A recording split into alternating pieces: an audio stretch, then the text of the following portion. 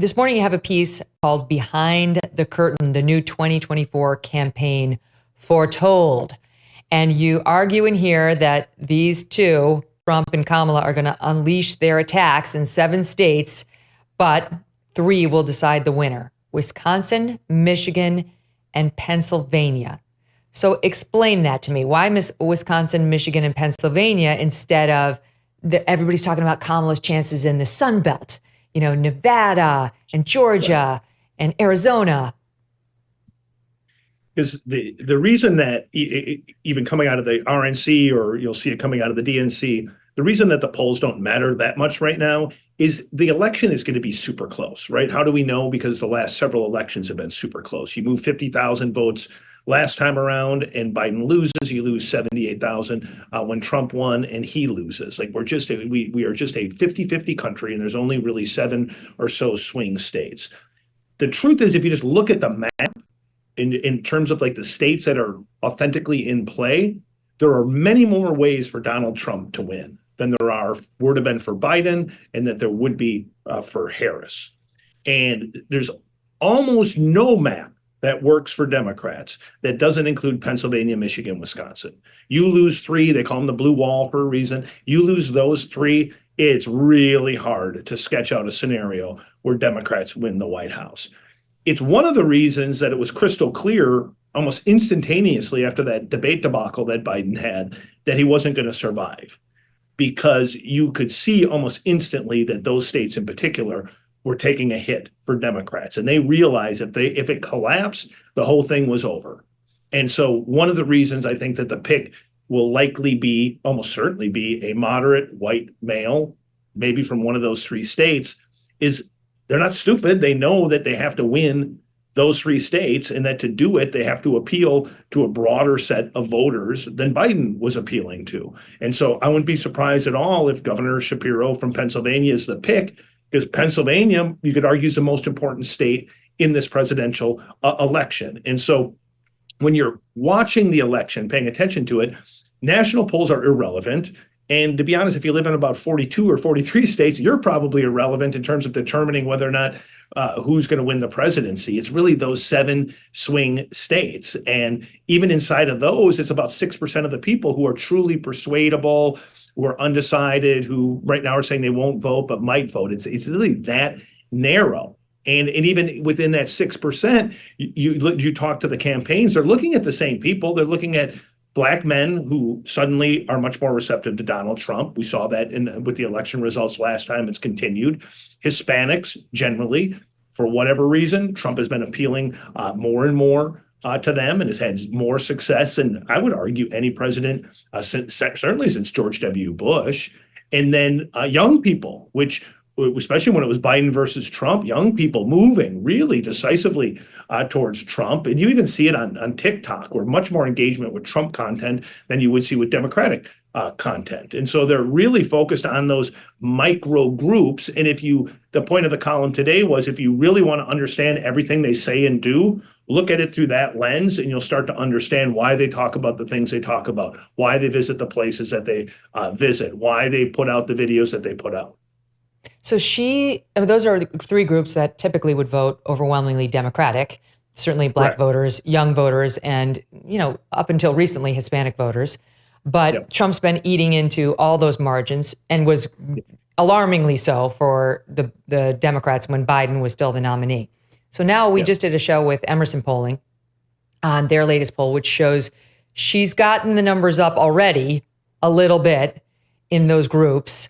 Young people, they did see some improvement for her. And they said in particular, young minorities have come back a little bit more for her. And so the question you're saying now, between now and November, is how much can she get those numbers up? The young people, Black voters, Hispanic voters, and that this race is going to be all about improving those margins. For sure. I mean, think about it. So just think about it as a numbers game. It's safe to assume anyone who was going to vote for Biden, especially a damaged post-debate Biden, is going to vote for her. That's not enough to win the election. So then there has to be something that's additive. It's why Emerson's taking a look at, young people, which is good news for her. The bad news is young people don't vote. And even when they were jazzed about Barack Obama, they didn't really vote. So you can't count on that being enough. And then you have to look at what are historically, I mean, really, really, really reliable voting groups, Hispanics and African Americans. Like huge, huge, huge. Like you're talking 92% for a lot of candidates with the black vote. So when you start to see Trump getting 20, 30, when you're thinking about the Hispanics, 50-50, that's alarming. Alarming. And it's not new. It's not new. So if you go back to the last election and you look at the results, yes, Trump lost, but Trump did better with black men than any Republican had in some time. It did better with Hispanics. It just happened to be that Biden did better overall and had enough votes to be able to win, especially in the pivotal swing states that we're talking about. And that's the reason that post-debate, I knew within 20 minutes of that debate, Biden was going to get forced off the ticket. He didn't realize it, but he was, because Democrats knew that if Biden goes down, the whole damn thing goes down, meaning they're not going to win the Senate. They're not going to win the House. The Senate is the map for the Senate. Very favorable for Republicans. Doesn't guarantee they're going to win it, but they should win it just based on the states that are in play. The House, very much a toss-up, but if you just look at the dynamics of it, like if you would have had a really bad top of the ticket, everything went down. And that is why, almost in a Shakespearean way, you saw post-debate all of these people who, I think they love Joe Biden. I don't think Barack Obama necessarily loves him, but I think he likes him. And I think that but Chuck Schumer, Nancy Pelosi, Hakeem Jeffries, their silence echoed very loudly. The minute that they didn't say definitively, knock it off, he's our nominee, no scenario, we're swapping it, it gave everyone license to say, let's get the guy out. And then when she went on Morning Joe and said, we'll wait for his decision after he'd already decided, that was a big tell. Let me ask you quickly about the Obama report in the New York Post. They cite one source close to the Biden family as saying Obama didn't endorse her because he doesn't think she could win. Do you put any stock into that? I would have a hard time as a reporter writing something based on one source who's not close to Obama. I don't think that is the reason. Do I think? Kind of telling that maybe a source close to the Biden family thinks so. You know what I mean? That's kind of interesting. Now you're really getting into some tricky personal politics. Biden and Obama have a very complicated relationship. You saw that. A lot of people around Obama helped push Biden out. And it is very accurate. The Democrats don't want to talk about this now, but one of the reasons Biden ran for re-election and one of the reasons he refused to step down is he did not think Vice President Harris could beat Donald Trump. That is certain. Like that, our reporting is certain on that. There was deep, deep reservations, not just by him, by people around him. Eventually, he endorsed her. He has to. It's his vice presidential pick. But that, for all the Democrats who are feeling euphoric, and there is a euphoria, they felt like we're screwed before, now we have a chance. The thing that should give them pause and that they should reflect on is what was it about her in the White House that gave the people with the closest proximity to her the belief that she can't beat Donald Trump. You got to start figuring out, then reverse engineer that. I think a lot of it is she over prepares. She doesn't have a lot of people who've been with her a long time. So there's like this curious lack of loyalty. What is it about her? And how do you offset that enough to be able to win a presidential election? And so we're not done with the twists and turns. This is like one of the craziest, wildest, where our kids will be seeing that Trump photo on a history book, and we're going to be reading about the debate debacle, arguably the biggest debate debacle in the televised debate history, right? Like 22 minutes ended a presidency. Then you have a candidate getting shot or getting almost assassinated.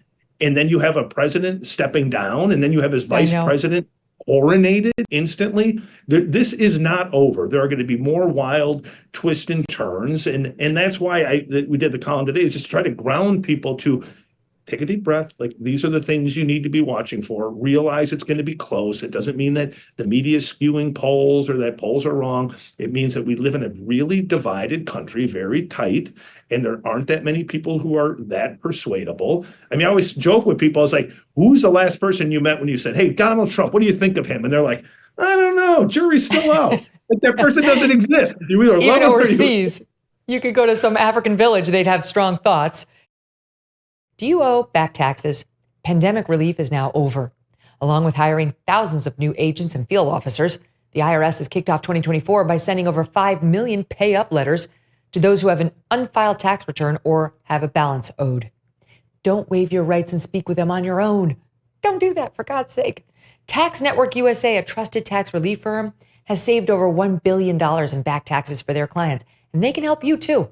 Whether you owe $10,000 or $10 million, they can help you. Whether it's business or personal taxes, even if you have the means to pay, or if you don't, if you're on a fixed income, they can help finally resolve your tax burdens once and for all. Call 1-800-245-6000 for a private free consultation, or just visit tnusa.com/Megyn.